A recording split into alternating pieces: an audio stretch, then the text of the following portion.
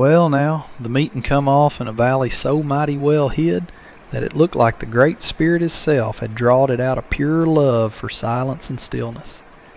Out in a cracked up rock, a stream of clear water come a-gushing, the only living sound in a land that breathed caution, same as a cat in the dark. The Apaches, they got thar fust, as was fitting and proper. They slipped behind some big boulders without so much as a leaf stirring, and left their hosses off yonder, tied under a gnarled old tree. Young Goyally stayed with 'em, his eyes sharp as a nightcat's. The Mexicans didn't show till later, a-walkin' without ary weapon, but with their presence laid out plain where anybody could see 'em. Don Esteban and his men spread blankets on the dry grass, and put down linens and knives and tobacco and salt and metal pots and looking glasses and guns and powder, things they called gestures of peace, whatever that might mean in their lingo. When everything was set right, they sot down and waited in the quiet.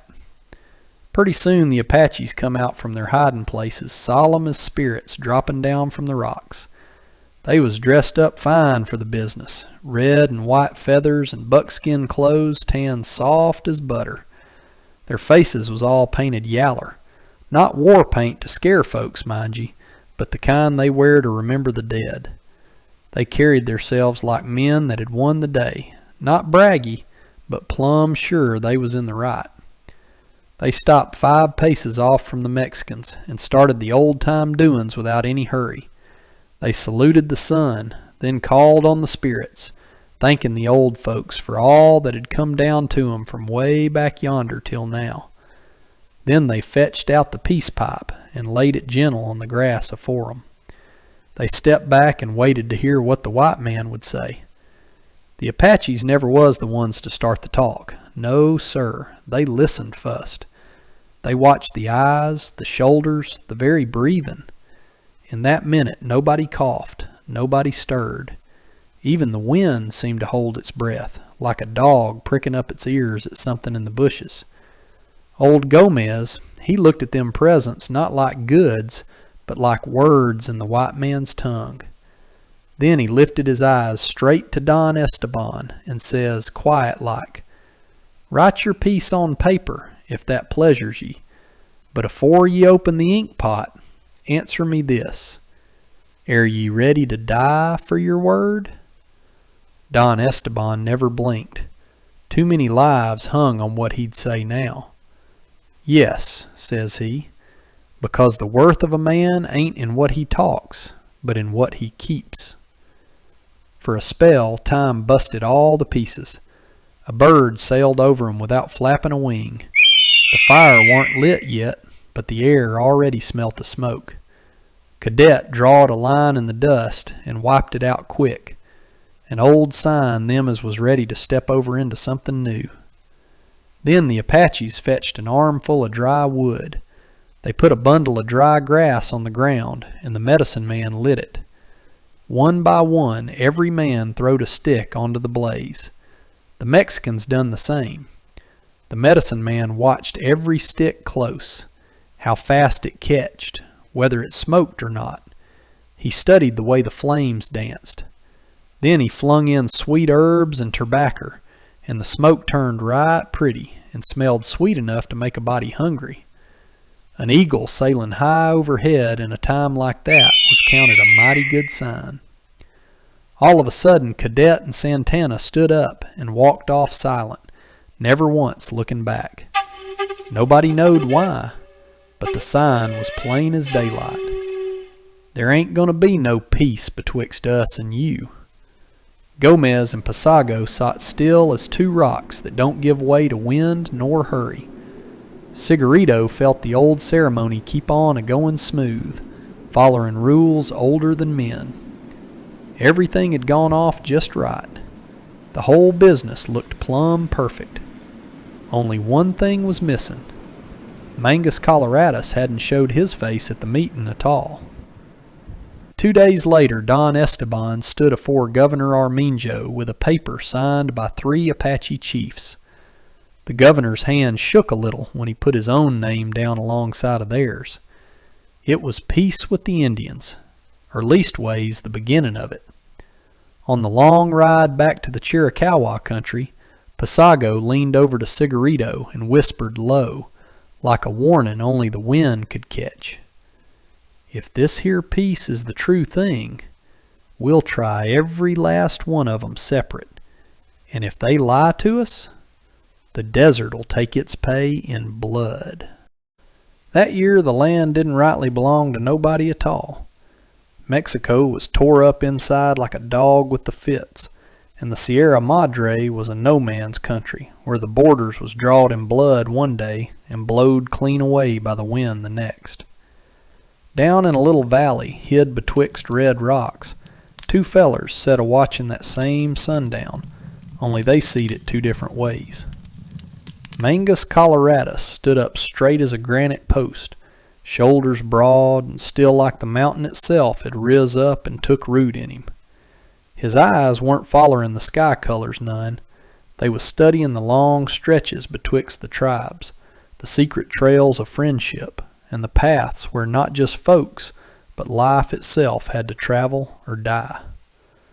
Beside him, leaning light on one knee, Cuchillo Negro was a-sharpening that black-handled knife of his, slow and solemn-like, same as if it was Sunday meeting. To him the world was plain and simple, a trail, a jump, a lick, and then he was gone, same as he come. But under all that easy way was iron in the man, and a quiet, fierce care for the brothers he left behind. "Da soda hey," says Cuchillo, not lifting his eyes from the blade. "What sort of white-livered critters is these here Mexicans anyhow?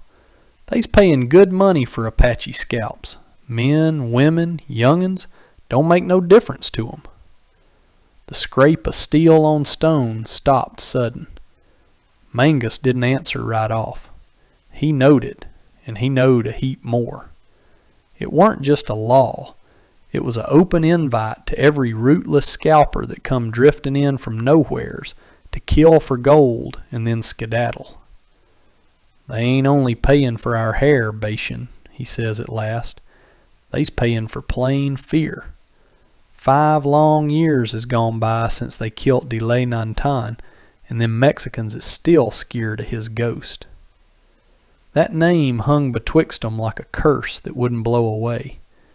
Delay Nantan, he who speaks careful, had been a mighty Apache chief.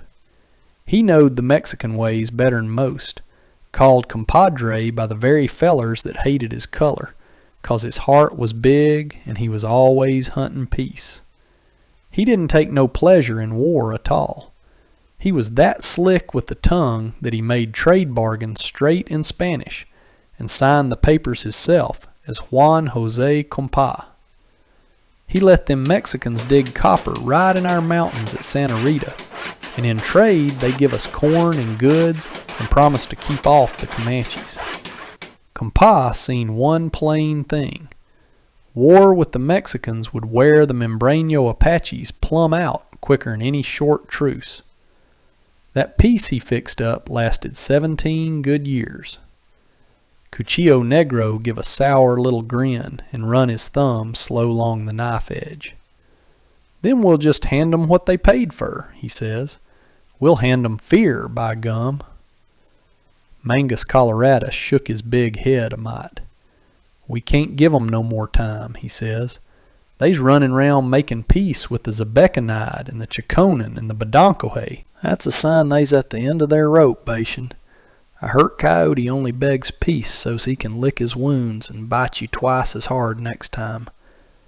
"I heard they called you up to Santa Fe, too," says Cuchillo, finally looking up at the giant standing there.